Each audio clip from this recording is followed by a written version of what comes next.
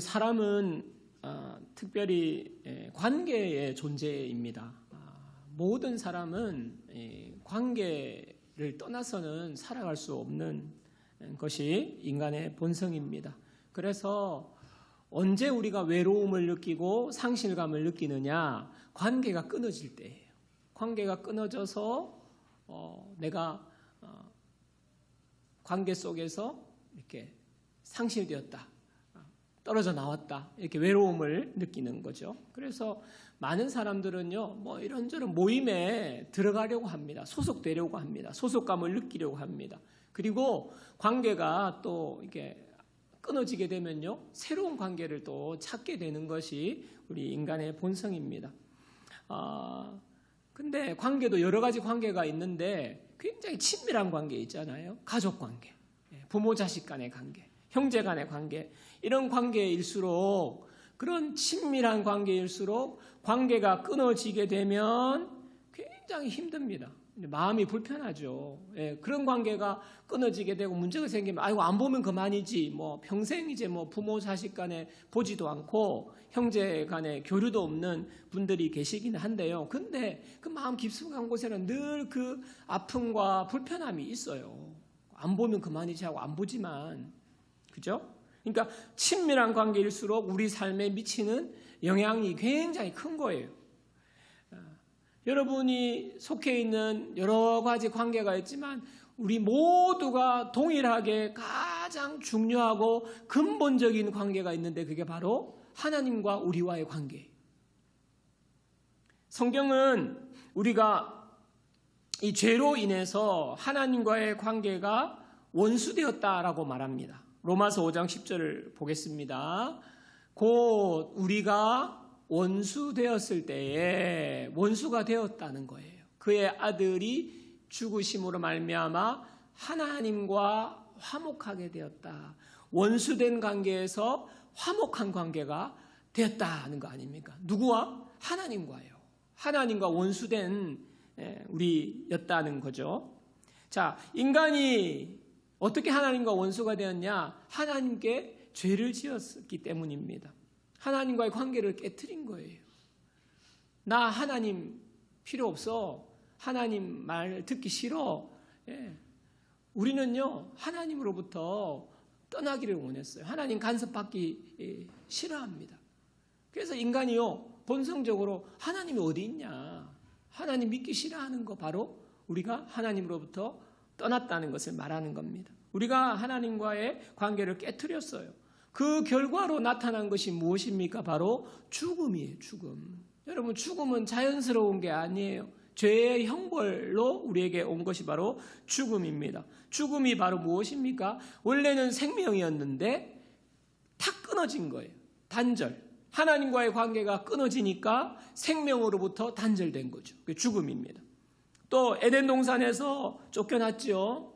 하나님께서 너무나 완전하고 완벽한 우리를 보호하시고 우리에게 공급하시는 그런 공간을 주셨는데 거기서부터 하나님과의 관계가 딱 끊어지니까 그 에덴 동산에서 쫓겨나는, 에덴 동산으로부터 단절되는, 그러니까 하나님의 보호하심과 공급이 끊어지고 단절되는 그 결과가 나타난 것입니다. 그래서요, 우리 인간은 살아가면서 이 모든 것이 지금 다 끊어지고 단절되어 있기 때문에 늘 마음에 결핍이 있는 거예요. 결핍이. 그래서 우리는 그렇게 사랑을 갈구합니다. 그렇게 뭔가 물질을 갈구합니다. 내가 이게 결핍이 있으니까. 앞에서 말한 단절로 인한 결핍이죠. 그래서 외로움이 생기고요, 상실감이 생기고요, 공허함이 생기고요, 어떠한 것으로 채워도 더 채우고 싶은 마음만, 더 갈증이 생기지 채워지지 않는 거예요. 왜? 하나님으로부터 단절된, 하나님이 채워야 될 부분이 결핍되어 있기 때문에 그런 것입니다. 근데 오늘 18절 말씀에 보니까요, 고린도후서 5장 18절요. 모든 것이 하나님께로부터 났으며 그가 그리스도로 말미암아 우리를 자기와 화목하게 하시고 또 우리에게 화목하게 하는 직분을 주셨으니, 자, 모든 것이 하나님께로부터 났다. 이 말은 하나님이 먼저 우리를 찾아오셨다 그거예요. 하나님으로부터 시작됐다는 거예요. 하나님이 우리를 찾아오셔서 그가 그리스도로 말미암아 우리를 자기와 화목하게 하시고, 누구를 통해서요? 예수 그리스도를 통해서. 원수되었던 우리를 예수님 때문에 우리가 하나님과 화목하게 되었다는 것입니다. 하나님이 먼저 찾아오신 것, 하나님이 예수님을 통해서 우리에게 화목하게 해주신 것, 여러분 우리가 한 게 아무것도 없어요. 그러니까 이게 너무나 놀라운 기쁜 소식 아닙니까? 하나님이 먼저 찾아오셨대, 하나님이 예수님을 통하여서 우리와 화해하셨대. 이 소식이 기쁜 소식인 거거든요. 이게 복음이라고 하는 겁니다. 놀라운 복음이 임하고, 근데 그 구원의 복음은 거기서 끝이 아닙니다. 뭐라고 말씀하고 있어요? 우리에게 화목하게 하는 직분을 주셨다. 자, 원수되었던 우리가 하나님이 먼저 우리를 찾아오셔서, 원수된 우리에게 먼저 찾아오셔서 예수님을 통하여서 우리를 화해하고, 그리고 우리에게 화목하게 하는 직분까지 주셨다는 거예요. 모든 것이 하나님이 하신 겁니다.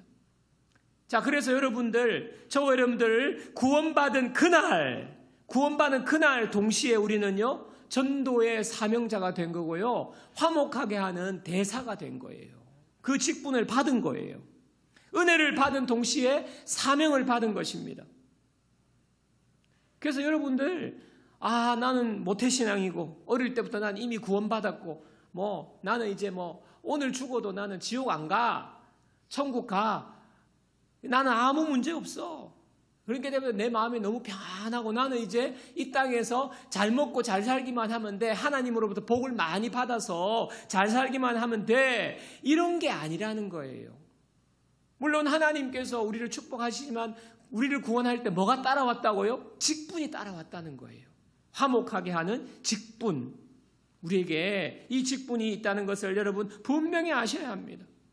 그래서 저는 오늘 말씀을 통해서 우리가 화목하게 하는 복음을 다시 생각하고 그 복음을 붙잡고 또 우리에게 화목하게 하는 직분을 주셨다, 이 정체성을 회복하고 우리가 또 삶으로 실천하는 저와 여러분들 되기를 원합니다. 자, 고린도후서 5장 21절 보세요.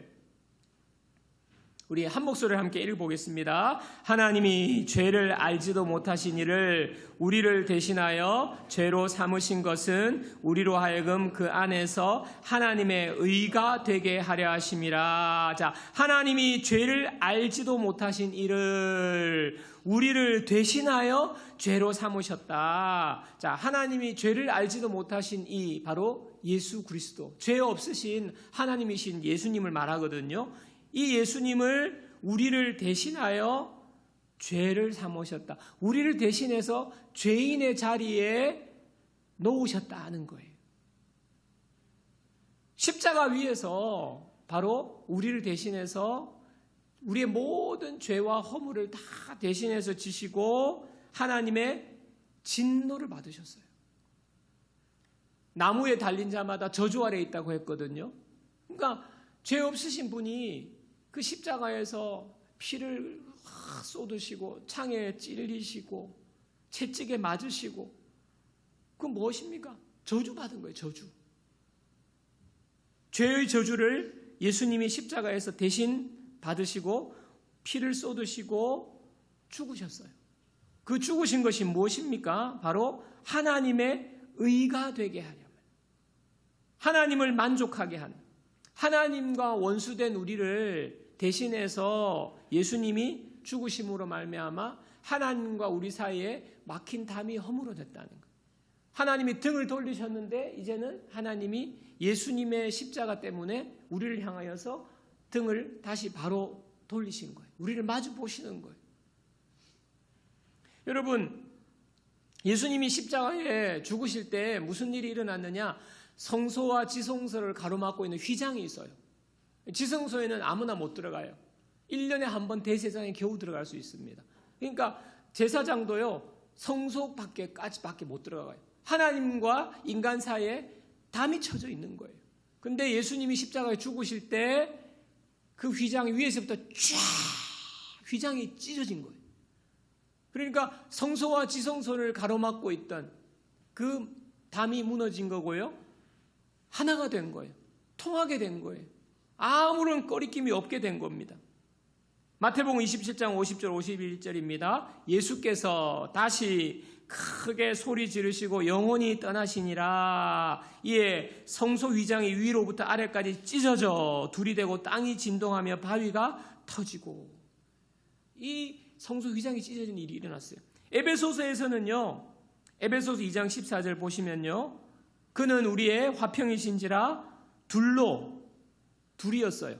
성소와 지성소가 나뉘어져 있어서 둘이었는데 둘로 하나를 만드사, 하나님과 우리가 원수되어 있었는데 원수된 것 곧 중간에 막힌 담을 자기 육체로 허시고, 육체로 허셨다. 십자가에서 목숨을 내어주셨다는 겁니다. 자기 육체를 내어주심으로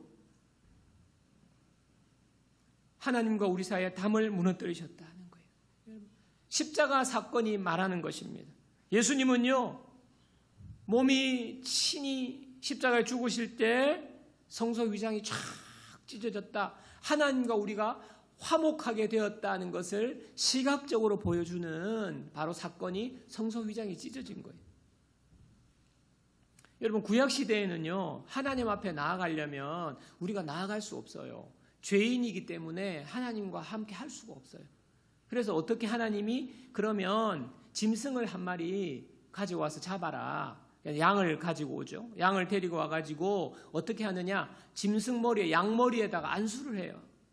하나님, 내가 지은 죄, 이번 주에 지은 죄, 거짓말한 것, 이웃을 나쁘게 대한 것, 이런저런 죄들을 그 양에게 다 이야기합니다. 이런 죄, 저런 죄, 이런 죄, 저런 죄. 그리고 뭐 하는 거예요? 내 죄를 이 양에게 다 옮기는 거예요. 그래서 이게 죄의 전가라고 합니다. 죄를 전가시킨 다음에 그 짐승의 목을 따서 피를 쏟게 해요. 왜냐?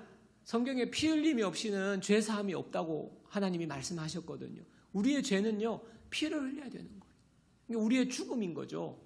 그래서 짐승을 죽이고 그 다음에 각을 떠서 그것을 불에 확 태워서 하나님 앞에 제사 지내면 하나님이 죄를 용서해 주시는 거예요.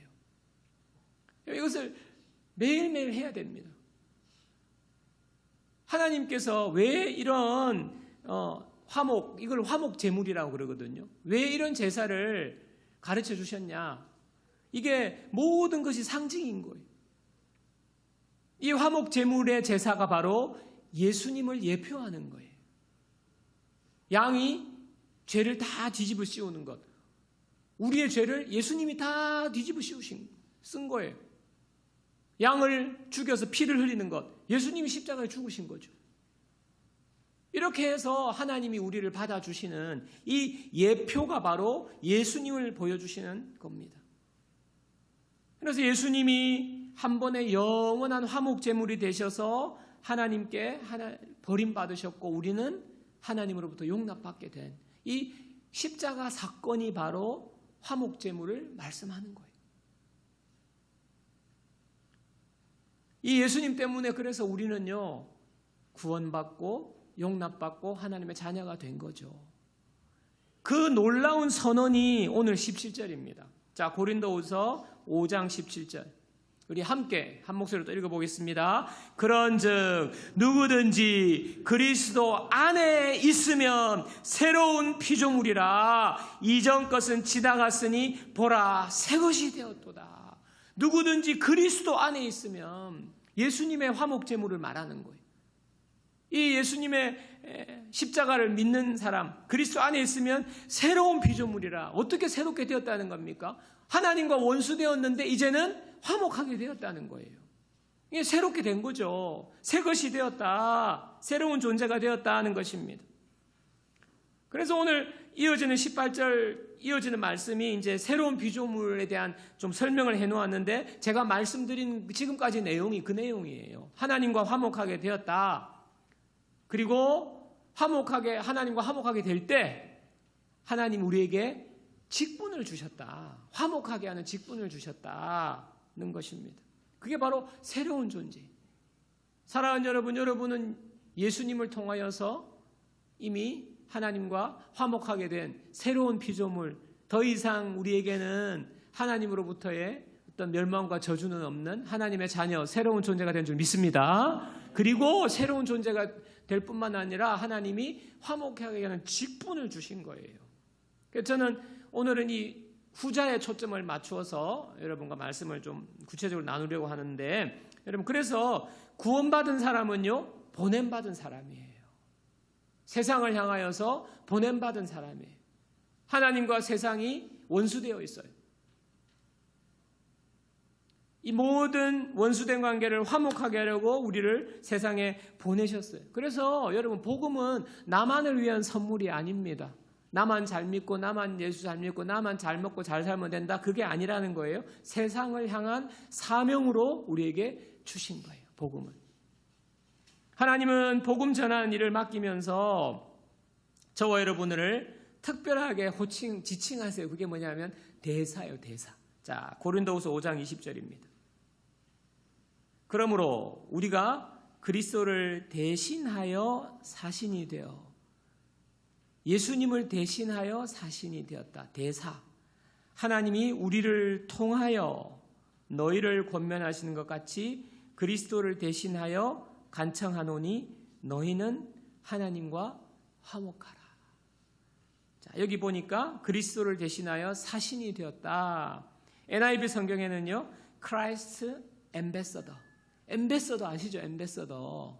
여러분, 뭐 요즘 그 연예인들 보면 무슨 샤땡 엠베서더, 푸땡땡 엠베서더. 연예인들 그 아이돌들 많이 하잖아요. 굉장히 잘 명품을 모르는 것처럼 지금 반응이 없으신데, 루이 땡땡 엠베서더. 예, 그 엠베서더예요. 엠베서더. 뭡니까? 대표하는 거죠. 메시지를 나타내는 거죠. 자랑하는 거죠. 그래서 크라이스트 엠베서더, 그리스도의 대사로 우리를 임명했다는 것 아닙니까? 나라를 대표해서 그 메시지를 가지고 가는 존재가 대사잖아요. 하나님의 나라에 우리를 대사의 직분을 주셨다. 참 영광스러운 겁니다. 우리가 메시지를 전할 때 그 메시지가 하나님이 맡기신 메시지이기 때문에 능력이 있는 거예요. 여러분, 그래서 전도는 단순하게 교회로 누군가를 데려오는 것만을 말하는 것이 아니라 다른 사람을 하나님과 화목하게 만드는 거룩한 사역이 바로 전도라는 것을 여러분 아셔야 합니다. 제가 전에도 한번 말씀드린 적이 있는 것 같은데, 반복하는 것은 그만큼 중요하기 때문에 반복하는 것입니다. 제가 대학부 담당 교육자로 있을 때 대학생들을 데리고 이제 제자 훈련을 했거든요. 그래서 훈련하는 학생 중에 한 명인데, 제자 훈련하면서 그 전도에 관한 과를 합니다. 왜냐하면 제자는 오늘 말씀대로 화목하게 하는 직분을 받은 자기 때문에 전도에 관한 과를 공부를 하고, 그 다음에 우리가 적용을 해요. 하나님의 말씀을 가르칠 뿐만 아니라 지키게 하라고 했으니까 적용을 합니다. 그래서 전도 대상자를 우리 정해보자. 우리가 예수님 믿지 않는 전도 대상자 이름을 같이 적고 같이 기도해요. 누구 막 이름을 모르는데 막 우리 이름을 적어놓고, 그 당사자는 알죠. 본인은 알지만 다른 저도 모르는데 그 이름을 막 부르면서 기도를 해요. 기도를 하고 난 다음에 교회 전도 축제에 모시고 오도록 그렇게 전도를 실천하는 훈련이 있는데, 하루는 한 형제, 이 형제가 저한테 전화가 와서, 목사님, 저희 아버지가 지금 병원에 계신데 굉장히 위독합니다. 오늘 내일 이제 언제 임종하실지 모르는데 목사님이 오셔서 우리 아버지에게 복음을 좀 전해주시면 참 좋겠습니다. 이렇게 말하는 거예요. 이제 이 아버지는 이 형제와 같이 살지 않고 있었습니다. 이 형제가 어릴 때 부모님이 이혼을 하셨어요. 그래서 어머니와 함께 이 형제는 살고, 아버지는 뭐 거의 왕래가 없었다고 할 수 있는데 아버지가 이제 암에 걸리셔서 마지막 이제 임종을 앞두고 연락이 닿은 거죠, 이 아들한테. 그러니까 아들이 뭐 혈육의 아버지이기 때문에 지금 아버지 곁을 지키고 있는 상황인데, 뭐 때마침 이제 제자 훈련을 하게 되고 이제 전도에 대한 우리가 공부를 하고 지금 전도 대상자를 놓고 기도하고 있는데, 이제 이 형제 마음에 아버지가 그래도 내가 참 정도 많이 없고 혈육이라는 관계 외에는 아무것도 없지만 우리 아버지가 예수님 안 믿고 이대로 돌아가시면 안 될 것 같다는 마음이 든 거예요. 왜냐하면 화목하게 하는 직분을 배웠잖아요. 그래서 우리 아버지도 하나님과 화목하게 되면 좋겠다 해서 이 형제가 이대로 그냥 가만히 두면 안 되겠다는 생각이 들었는데 아버지를 교회로 모셔갈 수는 없고, 그래서 저에게 부탁을 한 거죠.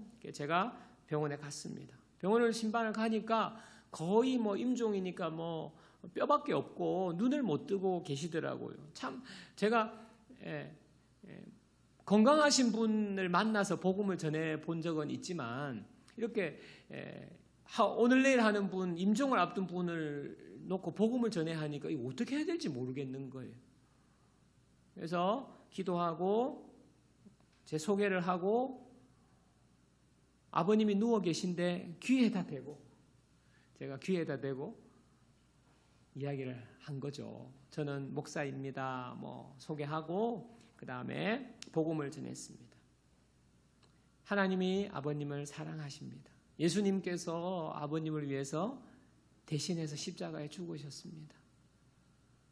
예수님을 통하여서 하나님이 우리 아버님을 구원하기를 원하십니다. 아버님과 화목하기를 원하십니다. 이제 얼마 시간이 남지 않은 것 같은데 하나님과 화목하시기를 바랍니다. 예수님을 믿을 때에 하나님은 아버님을 받아주십니다.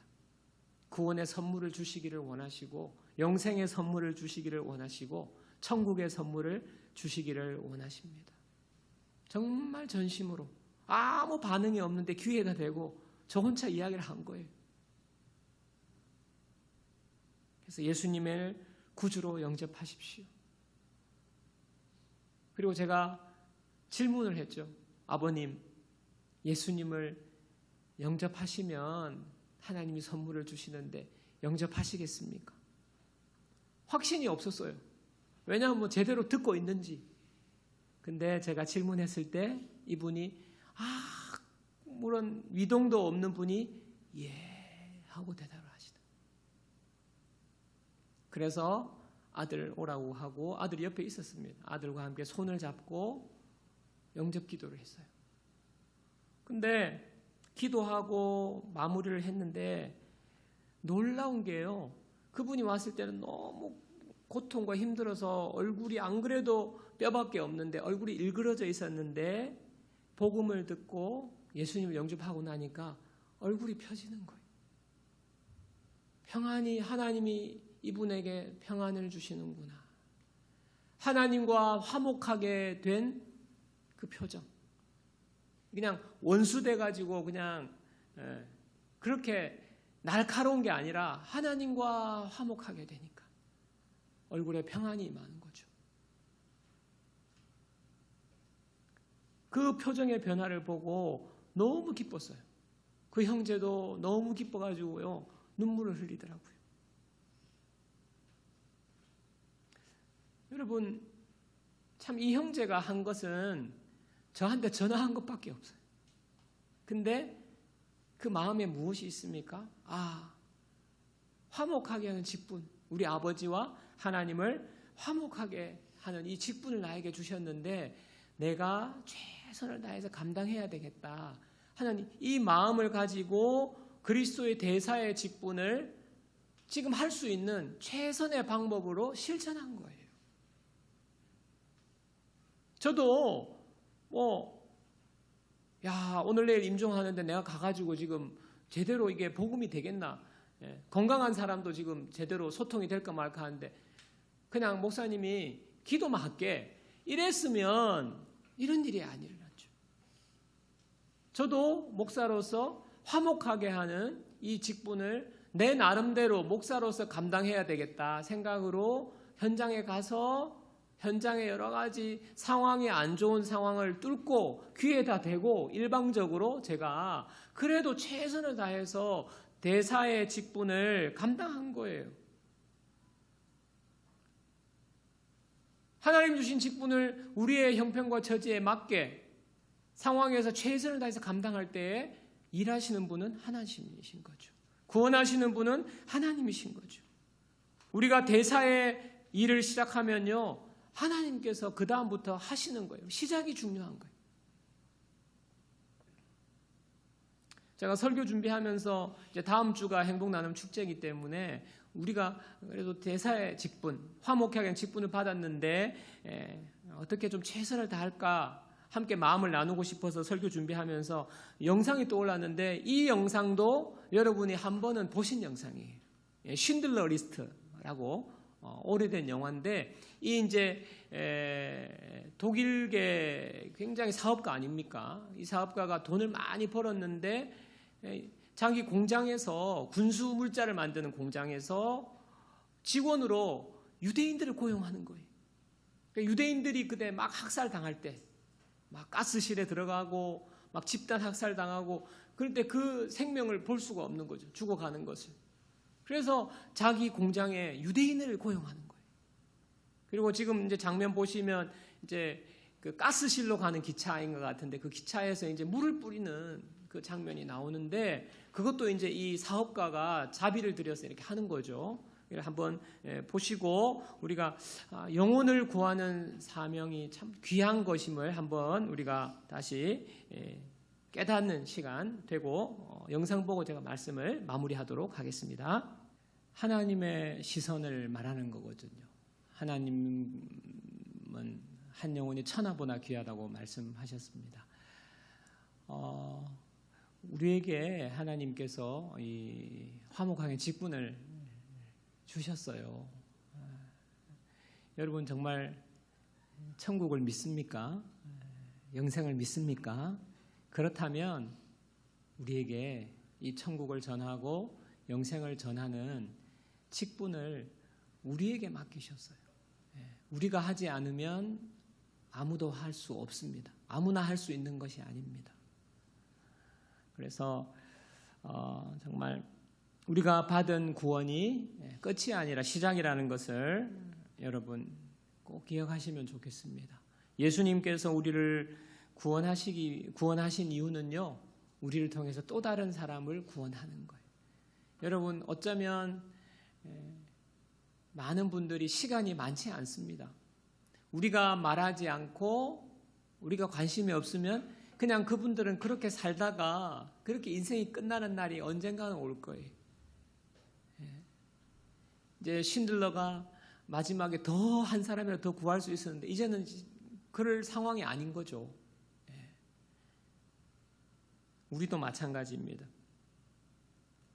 이 영광스러운 부름 앞에 저와 여러분들 오늘 하나님께서 내가 너에게 그리스도의 대사의 직분을 맡겼다 말씀하십니다. 이 사명으로 우리가 다시 하나님 앞에 이 영광스러운 부름 앞에 저와 여러분 다시 헌신하시면 좋겠어요. 하나님은 우리를 통해서 한 영혼을 살리기를 원하십니다.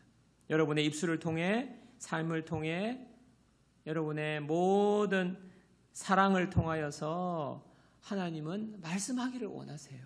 하나님이 내게로 돌아오라. 너와 화목하기 원한다.